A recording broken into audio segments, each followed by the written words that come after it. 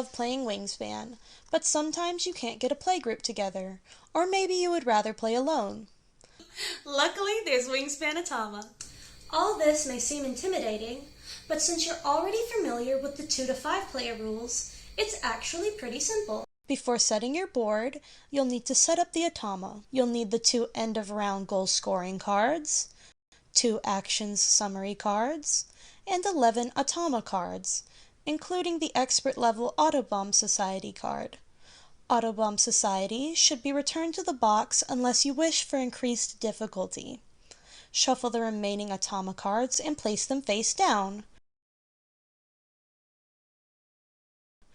The current round tracker card is recommended, but not absolutely necessary. It's important to note that the Automa does not need a player mat, but it does need 8 action cubes of one color and a single bonus card from the top of the deck. If it does not show a % of cards at the bottom, or if the bonus card is Breeding Manager or Backyard Birder, return it to the deck and select another, repeating if necessary. Shuffle the bonus deck afterwards.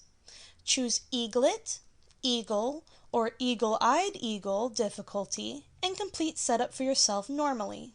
A key difference between multiplayer games and Automa games is that you always go first each round. Otherwise, your turns are played completely normally. You don't even have to avoid birds with pink powers. Though they won't be triggered normally, Automa has a mechanic which will trigger them at a reasonable rate. You'll see how in a minute. On Automa's turn, you'll draw the first card from the Automa deck.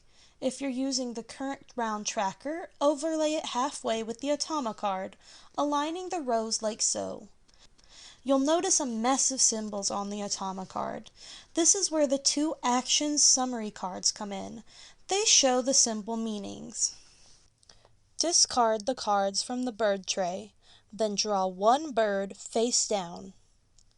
Take all bird cards that match the bonus card, keeping the highest point value card, discarding the others. If none match, draw a bird face down. Take an egg for each egg icon. If they show the same face, re-roll dice.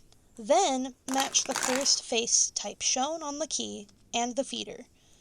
Remove all that match. Place a cube on the goal tile. Remove a cube from the goal tile. Activate the player's pink powers.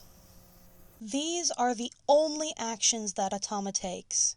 It does not activate any bird powers, even powers that you trigger for each player. You can always look back at the action summary cards for a quick reference if you ever need clarification on an action. Slightly more detailed explanations are available on page 3 of the Automa rulebook. Know that you only need to activate the symbols on the row that corresponds to the round you are playing. When the round is over, your score is calculated normally.